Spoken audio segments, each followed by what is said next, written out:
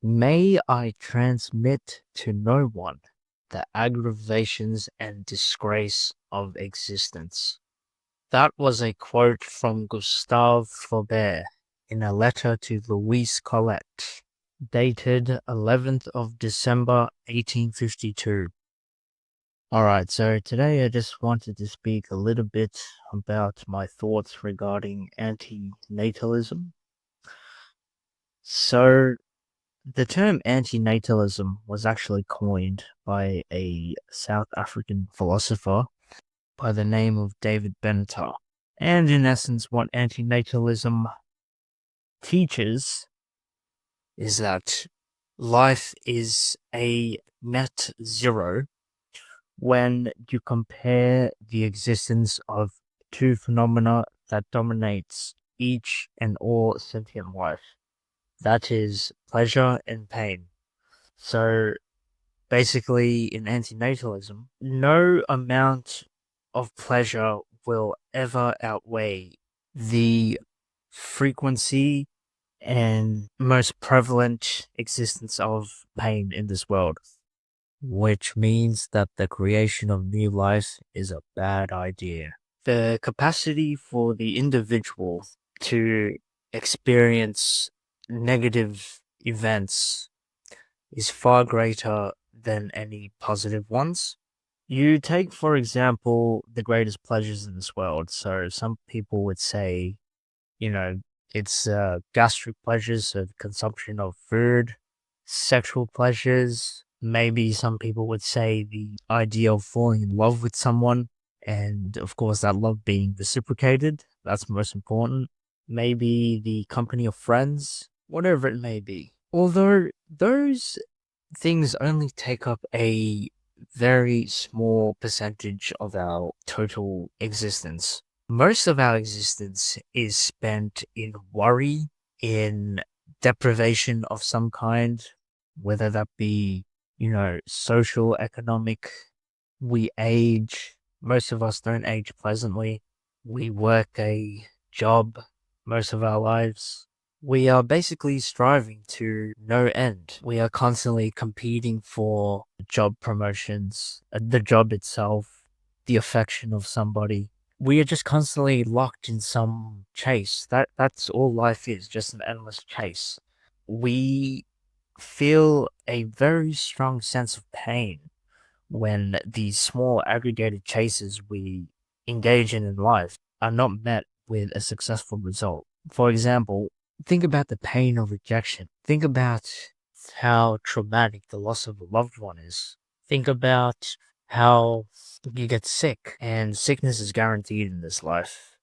But if you look at certain kinds of illness that most of us will get, whether that be mental or physical or whatever it is, those illnesses can last for days, weeks, months, sometimes years. And that is basically our lot in life.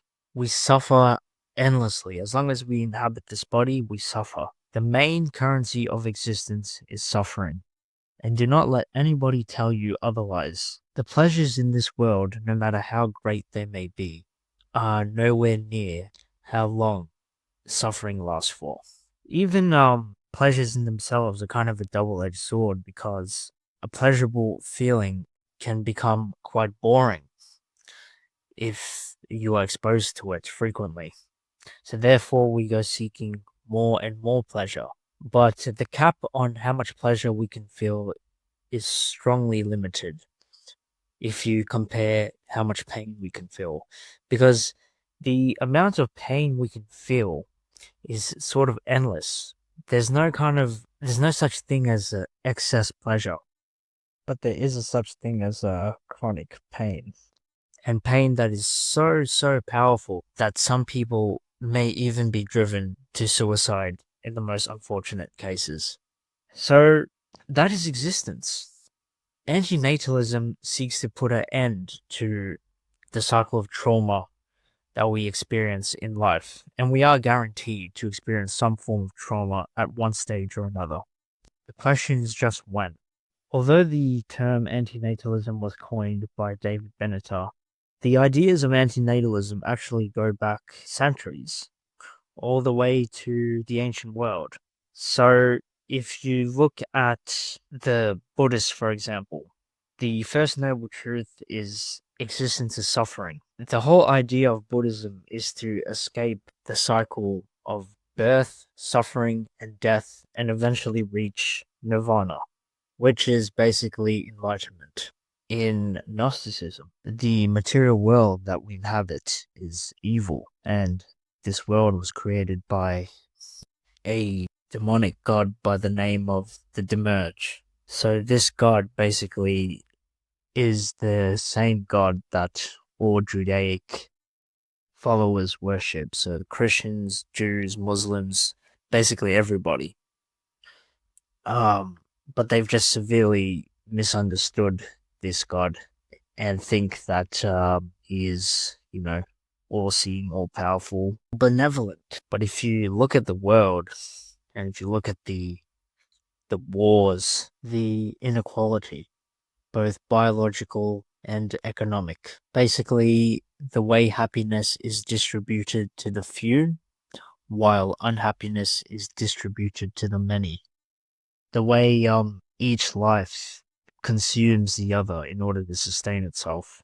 Sickness, basically the big question that hangs over all life forms, which is the what if question. What if X happens?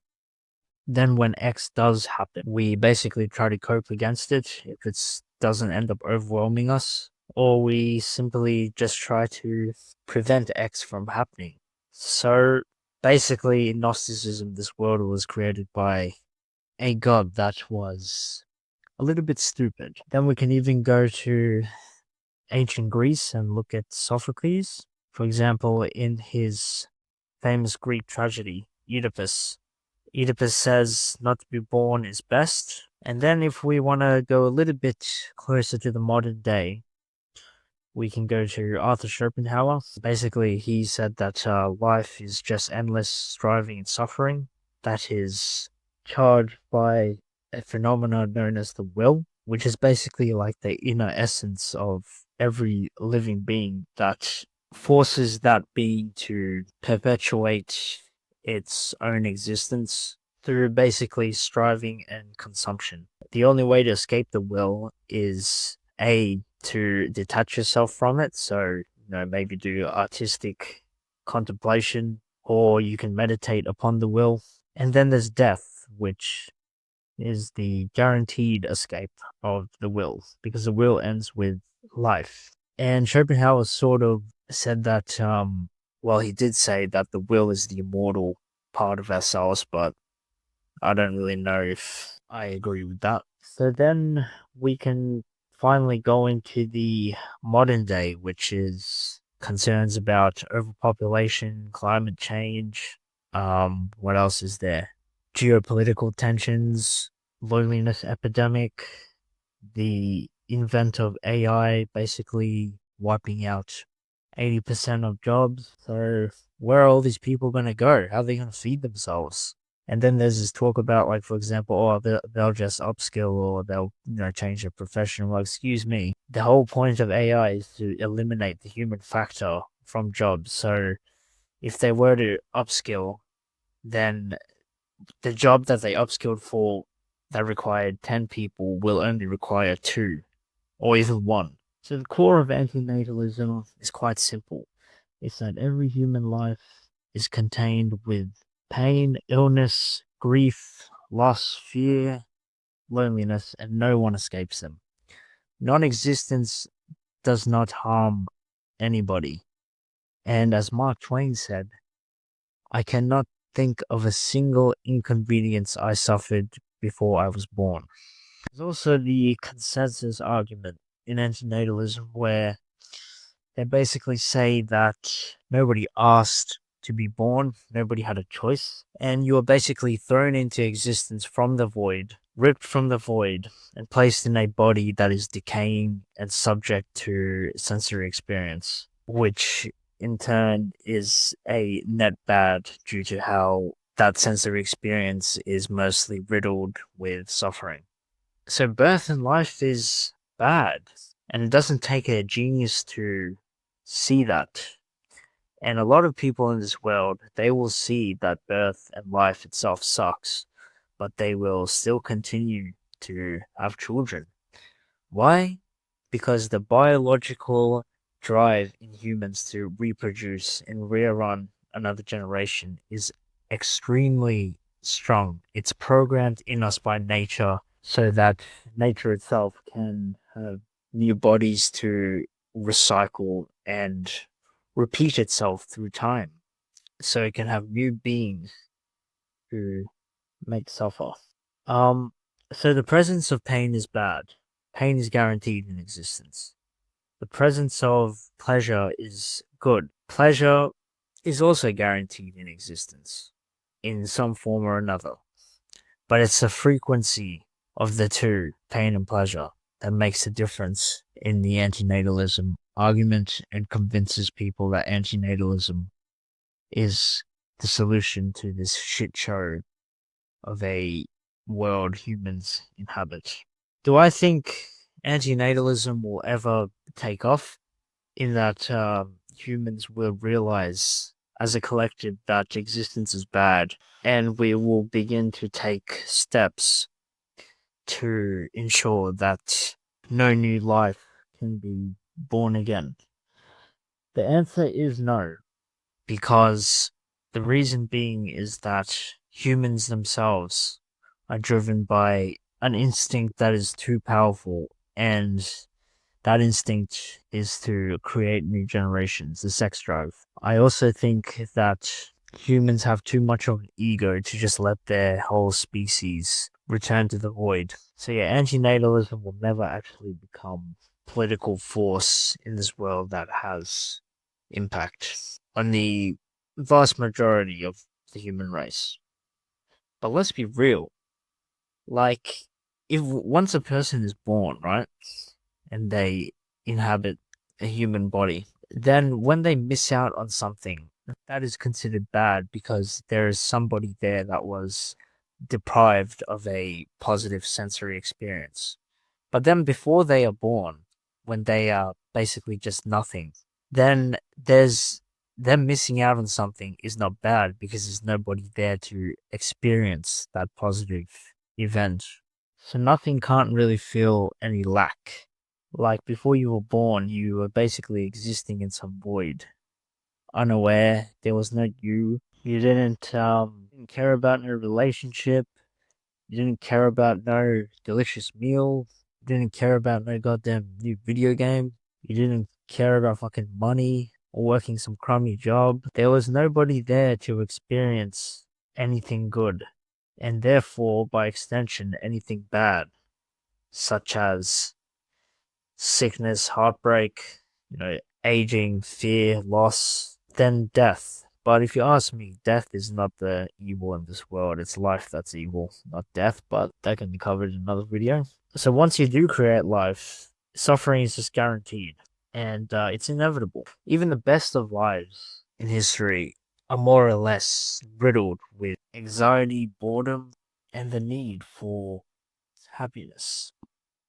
But there is no such thing as happiness, just momentary satisfaction and the unawareness of pain. That's what happiness is, just the momentary unawareness of pain. So, those are my thoughts on antinatalism. I do support the idea, but it will never become an actual impactful idea in this world, because people are just too pro life, or majority of people. They we see as a society that death is bad and that we should seek to create life and ensure life strives, when, let's be real, life is not striving anywhere for majority of people. We are all trying to cope. We're trying to cope away the negativity, the strong force of negativity and suffering that surrounds most of our lives. So, there's that. Let me know in the comments what you think about antinatalism. I would love to hear your thoughts. Alright, I'll see you in the next one. Peace.